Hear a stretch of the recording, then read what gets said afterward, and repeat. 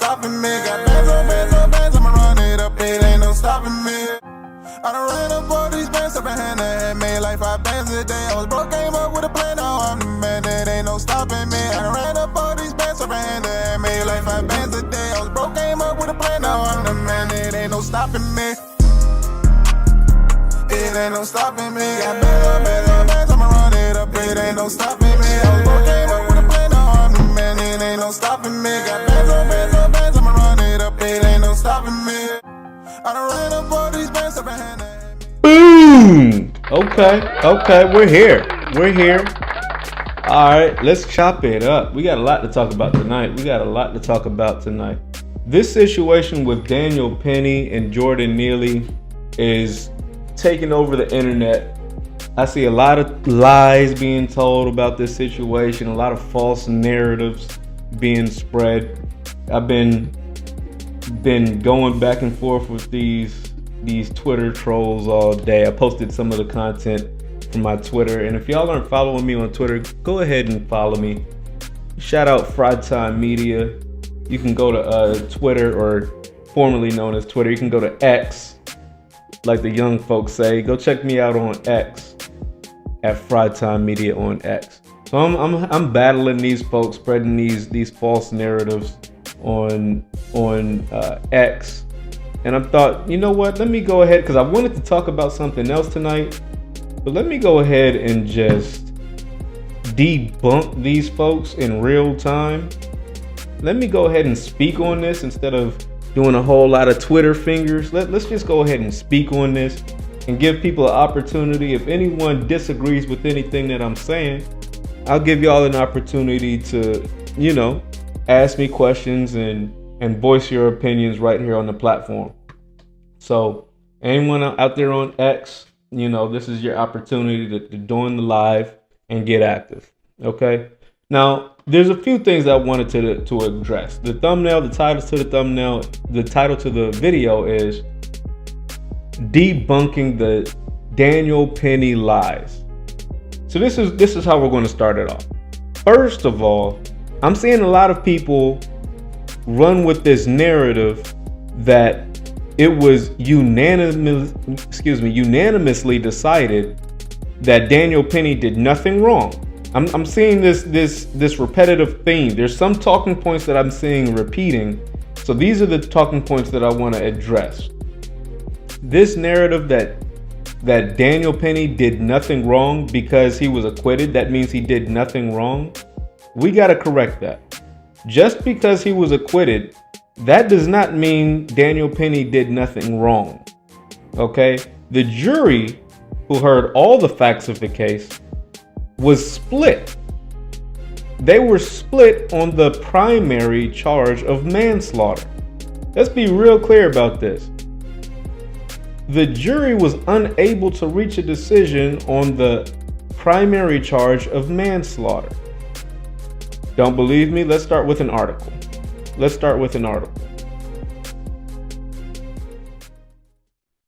All right. Now this is coming from the BBC, supposedly an independent third-party reporter, right? Judge in Daniel Penny case. Who? Not the jurors. The judge. Who? The judge, not the prosecutor. Who? The judge in Daniel Penny case dismissed the manslaughter charge. Okay, this was not a unanimous decision. Daniel Penny, there he is. Now let's read a little bit of this article. A judge presiding over the trial of Daniel Penny, a former Marine accused of choking a homeless man to death on a New York City subway, has dismissed. Who did it? A judge did it. What did the judge do? The judge dismissed the charge of second-degree manslaughter against him after jurors failed to reach an agreement. Now, here's my question. Why did they fail to reach an agreement? Let's stop here. Let's start here. Why did the jurors fail to reach an agreement? If Jordan Peele did nothing wrong, then why was it not unanimous that Jordan Peele did nothing wrong? Why wasn't he acquitted on this charge? See, I'm submitting to you that we should consider the possibility of jury nullification. There were some members who were like, listen, I understand that Daniel Penny, he's a college graduate. He's enrolled in college. He's a military veteran. He's young. He's 26 years old. He has his whole life ahead of him. Daniel Penny is a career criminal. Jordan Neely is a career criminal. He's been arrested 41 times. Jordan Neely has assaulted elderly women on this train. We're really going to convict a U.S. military veteran, college enrolled youth member, 26 years old. He's still young. We're going to convict him and put him in prison for killing this mentally ill, homeless career criminal. Huh? Now this is what the jurors have to decide.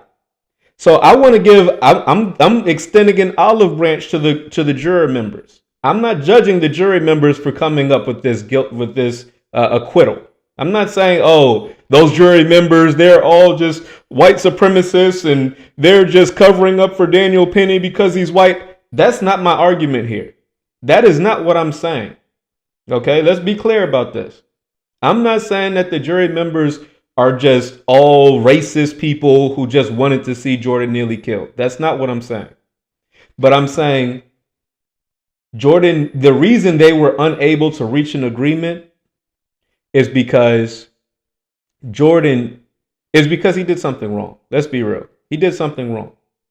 There were multiple people on that subway station who were able and willing, who actually did help to restrain, and that's the second myth I want to debunk, who helped to restrain Jordan Neely. But they were not listed as co-defendants. Why?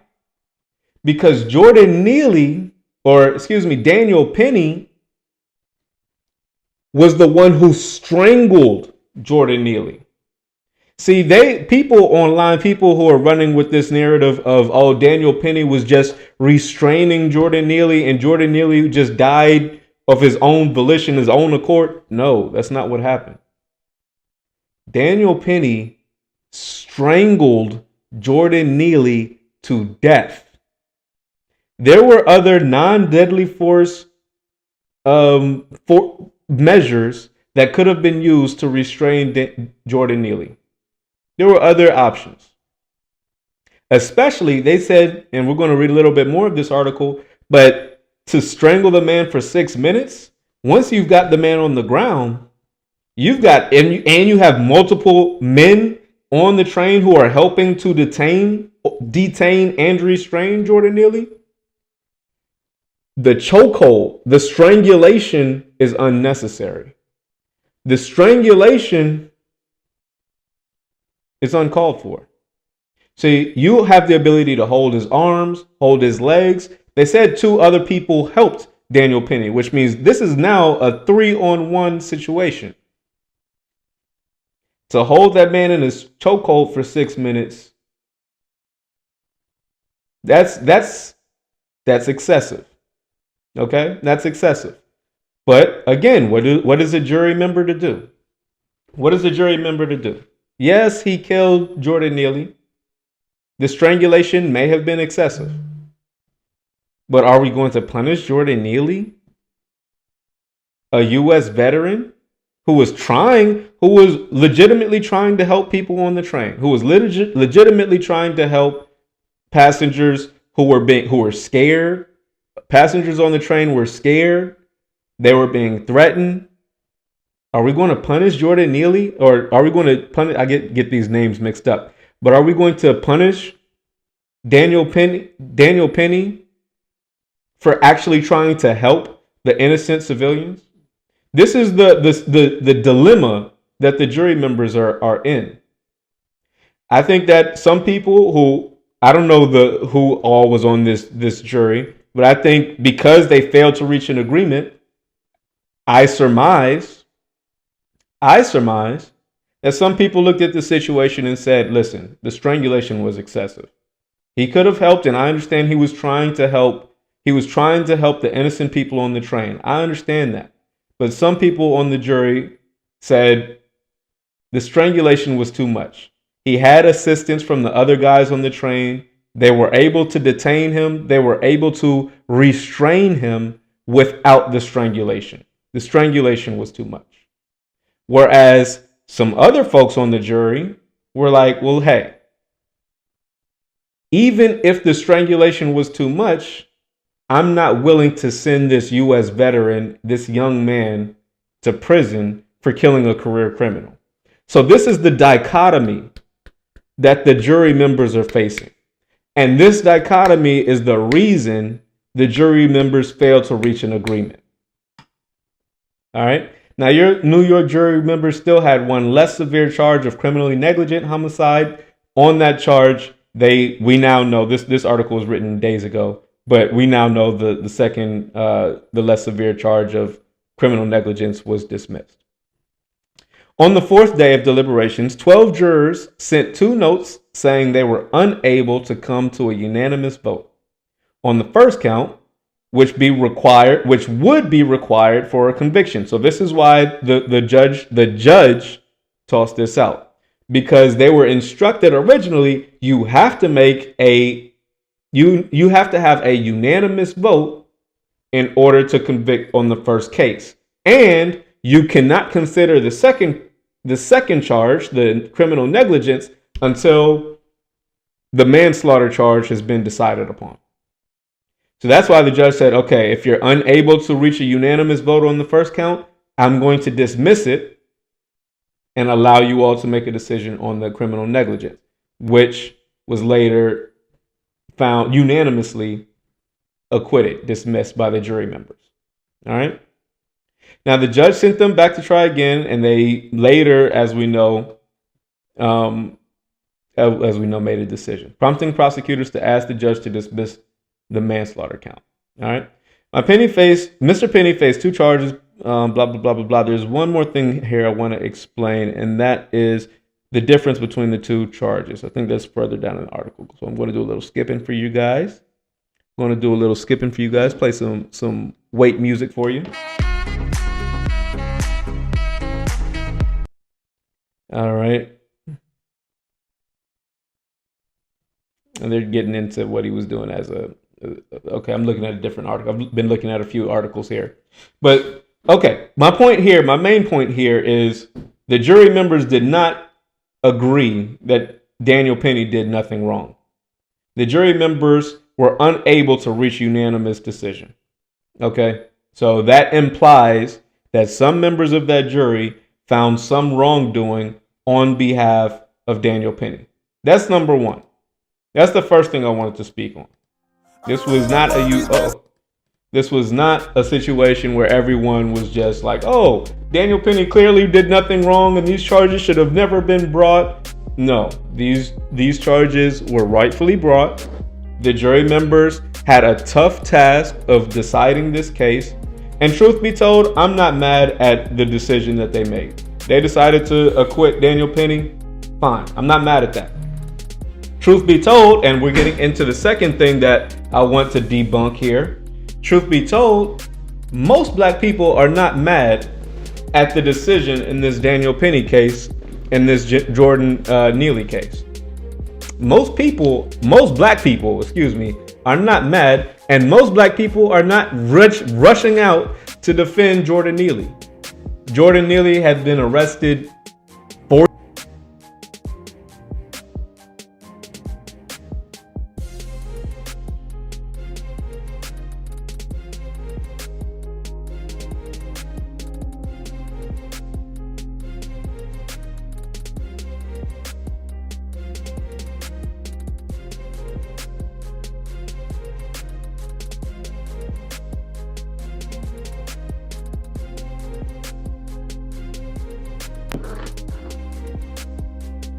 Hold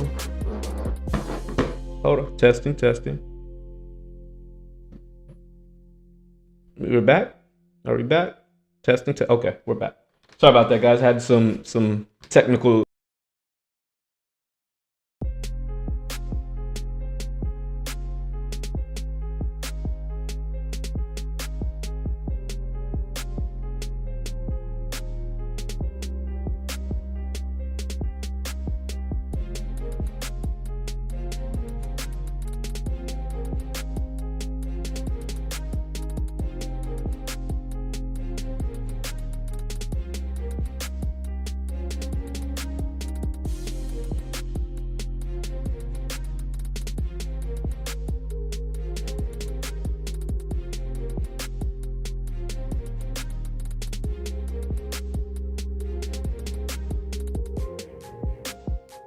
Test, test, test, test. Okay.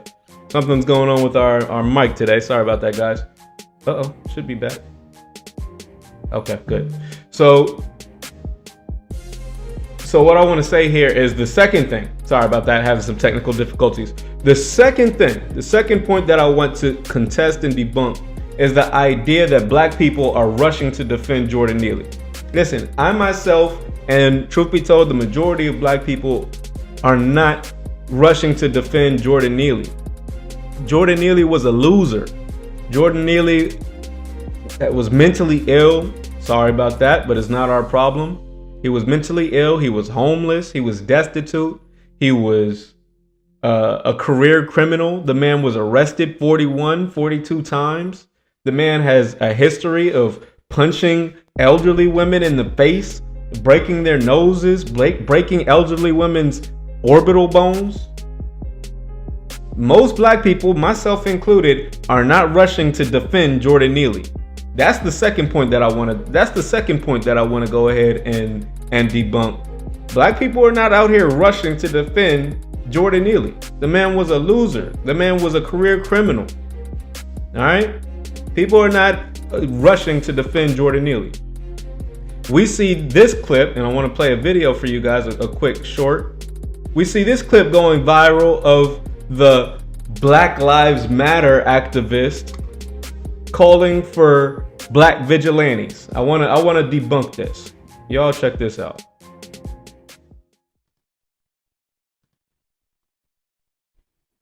Just like everybody else seeks justice on their own, just like everybody else has vigilantes, we need some black vigilantes. That's right. People want to jump up and choke us and kill us for being loud. How about we do the same when they attempt to oppress us?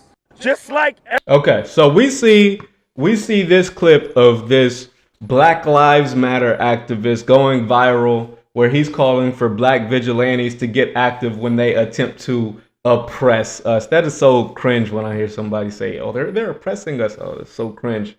Listen, most black people, I'm talking for the majority of black people, the masses, the black masses, people who have jobs, people who are working, hood those who not working but getting busy. I'm talking for the masses of black people. The masses of black people do not rock with Black Lives Matter. The masses of black people understand that the organization Black Lives Matter was used to steal, funnel, and launder money, supposedly for a good cause, supposedly meant earmarked to combat police brutality, and steal that money from the victims of police brutality and keep it in the hands of a few quote unquote activists, fake pseudo activists.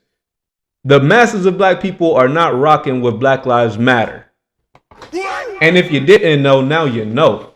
The masses of black people aren't rocking with Black Lives Matter. And I don't see the masses of black people running out to extract vigilante justice on behalf of a career criminal named Jordan Neely. It's not going to happen. I think a lot of people saw this case and were expecting like 2020 George Floyd riots. I'm debunking that. That's not going to happen. Listen, you might have a few small protests, local protests in New York, but people around the country are not getting active for this career criminal dude. Okay? We're just not doing it. First of all, 2020, a lot of the people who were fueling those big riots, the looting in 2020, they weren't even black people who actually care about, they weren't even black people, period. A lot of people who were getting involved in those quote unquote George Floyd riots, there were people who were bored because they were locked in the house due to 2020 COVID. They were locked in the house. They saw an opportunity to get out of the house, one, to get a quick opportunity to come up, meaning steal Louis Vuitton, steal Gucci, steal Prada, steal TVs from Walmart. They saw an opportunity to take something and they took it. It had nothing to do with their passion against police brutality. It had nothing to do with their love for the black community. The 2020 George Floyd riots was just a perfect concoction of people who were frustrated from being locked down, who saw a match in a in the kettle. They just saw a match, and that was enough. That was enough. But that's not the situation here. That's not the situation here. Okay? It's just not the situation here. People are not going to stop working, stop feeding their kids, stop, taking their kids to school. You're not going to sacrifice your time and possibly your freedom getting involved in a protest over a career criminal when the killer was a U.S. military veteran who was acting to protect people on the train. Black people just aren't going to do that. All right.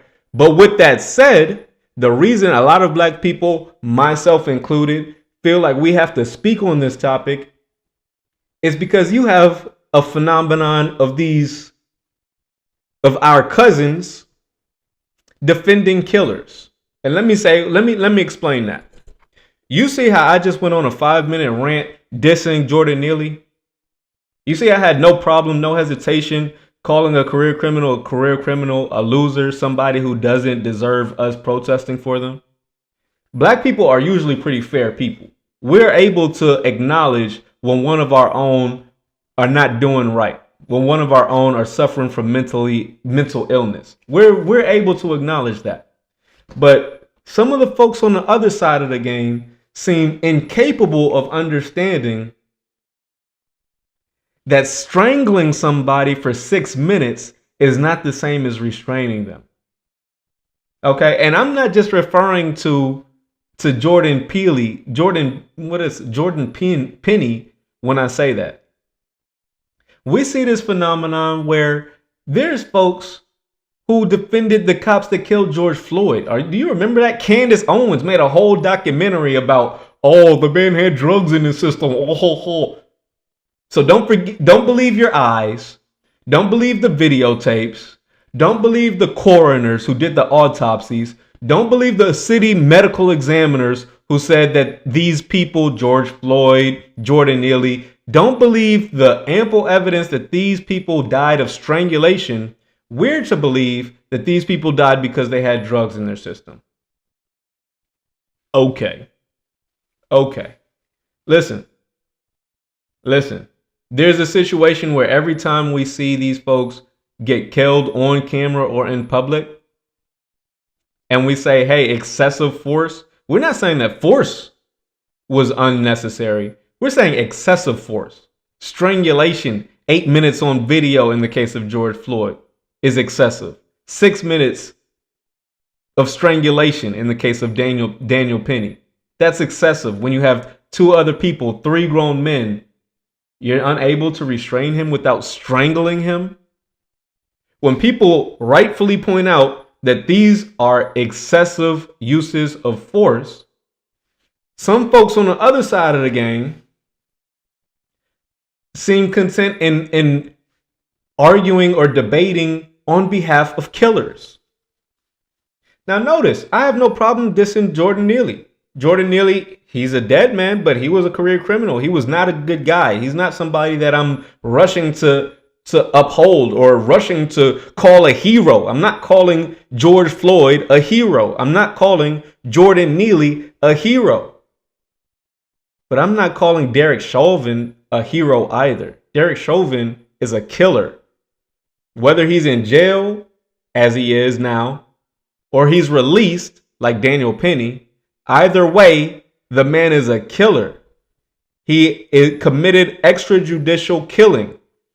In our community where I'm from, we don't really celebrate that like you think. See, a lot of people, let's be real, a lot of people hear the music, they hear the hip hop music, and they think, oh yeah, black people, they love killers. Nah, dog. Nah, dog. Hold up. Maybe you don't know any killers. Maybe that's the thing. I know some killers. All right? I know some killers. Real talk. Real talk. I know some killers. I know some people who have killed, been tried for killing, and found not guilty due to self-defense. Yeah, I know some folks like that. I got some folks I could call. Yeah, I know some killers, some real killers. And let me tell you something. These are not our heroes. I got a homie who killed somebody who got off on self-defense. That's not my hero. That's something you look in the black community when you know somebody that's killed somebody, whether they get off for self-defense or not. We looking at dude like, okay, why were you in a situation where you had to kill somebody? You weren't able to navigate this. You weren't able to navigate your life in such a way. Because I was able, regardless of where I'm from, what I've done, and where I've lived, I've been able thus far to not kill anybody. So you think that this guy's a hero for killing someone. We don't think like that. We looking at you funny. Okay, yeah, you got a body, but you're not our hero, bro. We looking at you like, okay, all right. We looking at you with arm's length. We looking at you like, okay, that's my man. That's my man, but he did not catch a body though. We looking at that like it's a strike again. We not really celebrating you. We're not posting you, calling you a hero. We're not buying you drinks because you killed somebody. We just don't do that in my community where I'm from. Where I'm from, not like that. Not like that. You're not a hero, bro. You killed somebody. It's not something that we take lightly. All right, it's not something we take lightly, bro. Listen, we might not judge you, okay? All right, you know, but we're not calling you a hero. Whereas, have you noticed the phenomenon where every time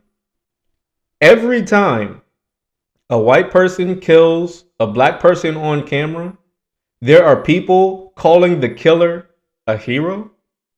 Every time, without fail. I asked the guy while I'm on this Twitter, going through these Twitter wars. I asked the guy, let me go back full screen here. I asked the guy, yo, can you give me an example? Because he was calling Daniel Penny a hero. I said, okay, Daniel Penny in your eyes is a hero because he killed somebody. We don't really, where I'm from, we don't really celebrate extrajudicial killings like that. It's not really cool where I'm from, but okay, that's what you are. You like to call killer heroes, right? So what do you think about that guy, Michael Byrd, the officer, the lieutenant who killed Ashley Babbitt? Ashley Babbitt was actively committing a crime. She was rushing a government building. She was ignoring police orders to cease and desist. So you're supportive, you're all gung-ho. Hey, if there's a criminal that gets killed, that's a good thing, right? So Michael Byrd is a hero. Did you notice you didn't see a lot of black people posting salute Michael Byrd? You know, black people, we just don't do that. That's just not in our culture. Okay, there are some cultural norms, and I'm not saying the black culture is perfect. We got a lot of flaws. That's a video in and of itself. But one of our flaws is not celebrating killers. That's just not what we do. We're not over here posting Michael Byrd. Hey, big up, salute Michael Byrd. You killed Ashley Babbitt. No. We're like, okay, you killed Ashley Babbitt. Okay, we see the situation. She was actively rushing a government building. You had to defend yourself and U.S. property. We get it. We understand. It's legitimate. We understand why you're not going to prison, but we're not calling you a hero. But Google hero Daniel Penny right now on Twitter and see what comes up. People are calling a man who strangled a mentally ill, homeless person complaining of hunger a hero. Let me get this straight. This dude weighs 105 pounds soaking wet. You sneak up behind him and strangle him for 6 minutes. And we supposed to call that a hero? Like, you're a hero? You're not a hero, bro. You're just not a hero. And let me tell you this. This is the next thing that I want to debunk. Well, I'm on that topic. Heroes. Listen, this phenomenon where some people defend these killers, y'all think that that's coming back to haunt us, like you're pouring salt in our wounds when you do that. But truth be told, you're pouring salt in your own wound. You're really hurting yourself when you call these killers a hero. I remember when I was a kid, this was a while ago now, long time ago, right? I remember this guy by the name of George Zimmerman. Y'all remember him?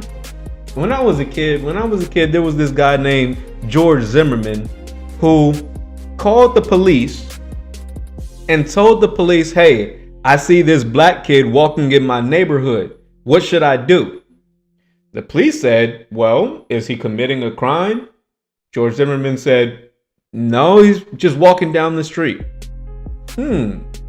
Well, can you just leave him alone? No, I want to keep an eye on him. Okay, well, we would suggest you leave him alone. Okay, will do. Click. George Zimmerman hangs up the phone call to the police, gets out of his car, approaches George Zimmerman, instigates a confrontation, winds up killing this child, this minor, this child by the name of Trayvon Martin. At the time, I was a kid at this time. At the time of this trial, I remember people saying, oh yeah, George Zimmerman is what? A hero. They were trying to tell me, this is this 20 years ago now? They were trying to tell me that Trayvon Martin deserved to die because he was wearing a hoodie. That's what they told me. That's what they told me. They told me that Trayvon Martin deserved to die because he was walking in the neighborhood with a hoodie on. That's what I was told, and I was a child at the time. I was told, hey, George Zimmerman is a hero.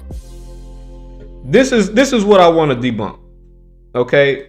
People celebrating these heroes for killing unarmed black people. Let me show you this. This is what happens to your hero. This is what happens to your hero. Life after the trial. Okay? This is what happened to George Zimmerman after he was acquitted for killing Trayvon Martin. What happened after the trial? After the trial in 2013, Zimmerman's estranged wife called 911 to report that Zimmerman had assaulted her father and was threatening her with a gun. What else happened?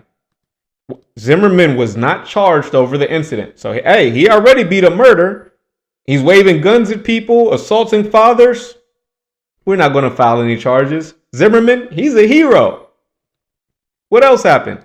In November of that same year, Zimmerman was charged with felony aggravated assault after he allegedly pointed a shotgun at his girlfriend, not his ex-wife. This is a totally different girl. His girlfriend called and said, hey, he's waving a gun at us. They didn't even file charges at him.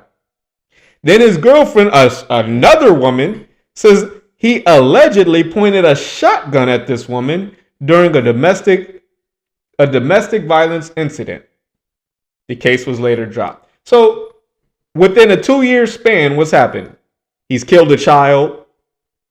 He's waved a gun at his ex-wife. He's assaulting his fathers. He's pointing allegedly shotguns at his girlfriend during another domestic violence. What else happened? In January of 2015, Zimmerman was again charged. What? Again? Again? Yes, again. Your hero. Your hero. He was again charged with domestic assault, again, after allegedly throwing a wine bottle at a different girl, a totally different girl. It's not the same girl. Now listen, you having a beef with your girl, maybe she's the problem. I'll give you the benefit of the doubt. But this is the third girl. This is not his ex-wife. This is not the next girlfriend who he's pointing shotguns at. This is a totally different girl that he's throwing wine bottles at. This is a hero. Hey, I was a kid and I was told this man is a hero. I was a child when he killed a child. And I was told that George Zimmerman was a hero. But all you have to do is let time pass and follow what actually happens to these heroes. These heroes that are killing unarmed black people all the time. You'd be surprised if you track what actually happens to them later on in life. In January of 2015, Zimmerman was again charged with domestic assault after allegedly throwing a bottle at a different girlfriend. And again, hold on. What happened with that case? And again, the charges were dropped. Hey, he's a hero. He's a hero. This man, George Zimmerman, he's a hero. Yeah, there's some women who's saying he's waving guns and pointing shotguns at him and throwing wine bottles at him. But hey, he killed Trayvon Martin. That's our guy. He killed an unarmed black kid who was minding his business walking down the street. He's a hero. He's a hero. Listen, here's the third point I want to debunk. When people salute and defend these killers, what you are really doing is you're teaching children to respect killers. You're teaching children to respect killers. And you know what? Today we see an epidemic of what? School shootings. We see an epidemic of school shootings. And it's not the school shooters aren't the ones whose parents are like me saying, hey, even if you get found not guilty, we're not celebrating that. You're not a hero because you killed some unarmed, mentally ill person on the train. You're not a hero for doing that. That's not cool. I got homies who have killed people. It's not something you're not my hero for that. I maybe can overlook it, maybe, but I'm not defending you and reposting you and calling you a hero. No. And these people call themselves Christian. What? These people call themselves Christian. Thou shalt not kill. Thou shalt not kill. One of the first commandments. Thou shalt not kill. Oh, but we're going to overlook that. These Christians are, hey, that whole thou shalt not kill part. Let's just throw that. Let's forget that commandment, right? What about our hero? Listen, all these folks who are out here trying to celebrate these extrajudicial killers, Derek Chauvin, George Zimmerman, Daniel Penny, y'all are making them millionaires. You know, if you Google how much money George Zimmerman got on his GoFundMe, huh? Do you know a lot of these killers? I'm using George Zimmerman. That's just a low-hanging fruit example. But if you Google how much some of these folks have gotten on their GoFundMes, these folks are becoming millionaires. Kyle Rittenhouse. Do you understand that these people are becoming millionaires for killing people? Kyle Rittenhouse has become a millionaire, a household name. He gets to go on podcasts. People are interviewing him. He's minor of the year because, mind you, when he killed his two people, he was a minor. That man was not 18. He was not a man. He was a child. Kyle Rittenhouse was a child when he killed two people. And y'all calling these people heroes. You're teaching your children to respect killers. You're teaching your children that killers should be saluted and should be applauded. And then you wonder why these same children say, well, hey, if it's cool to go kill people, there's some kids who called me fat and called me lame at school. How about I go shoot up the school? I can be a hero too. I can be the next Kyle Rittenhouse. I got some bullies at school. I could go shoot up the school. Hey, he bullied me. I was justified. I'm a hero. Y'all are teaching your children to respect killers. And it's going to come back to haunt you.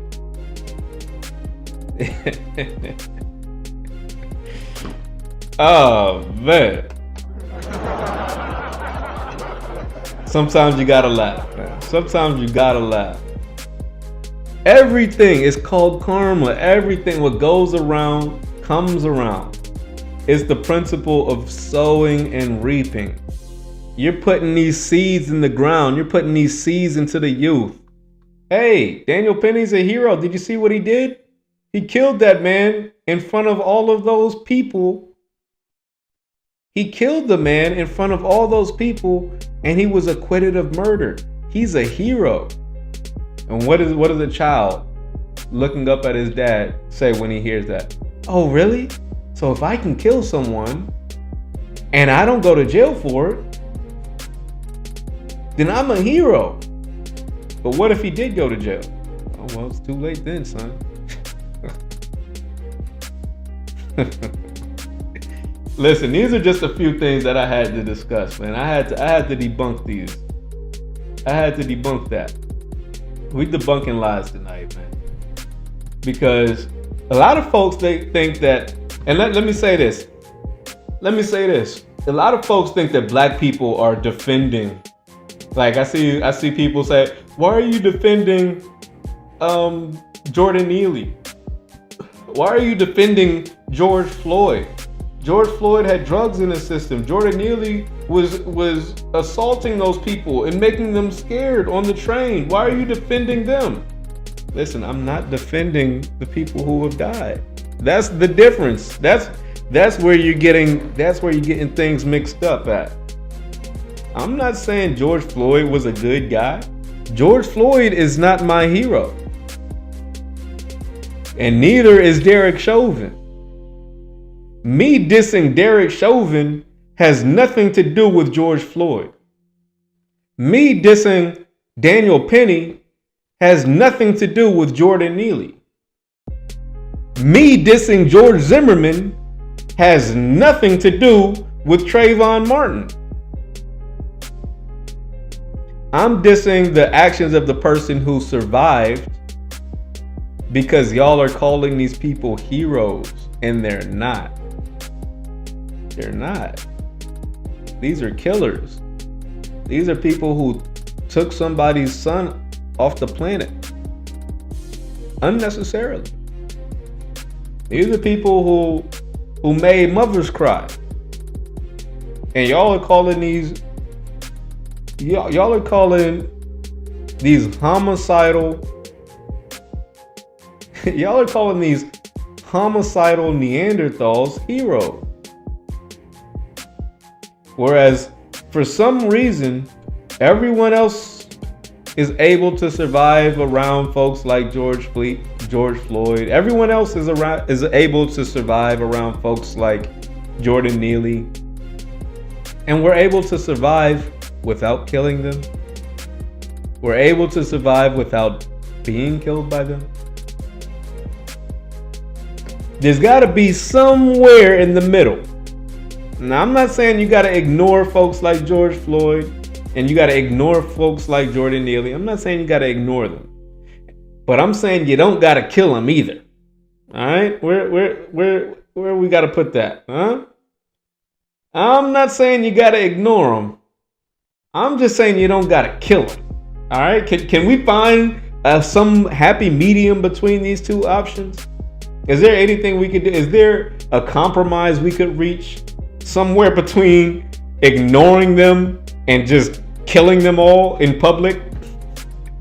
Because think about, not only are y'all what you're trying to teaching your kids to immortalize and celebrate accidental murderers. Shout out and salute to Nas. Salute Nas. My man coined the phrase accidental murderers. Y'all are over here celebrating these accidental murderers. While y'all are out here celebrating these accidental murders, what is it that you're trying to normalize within the community?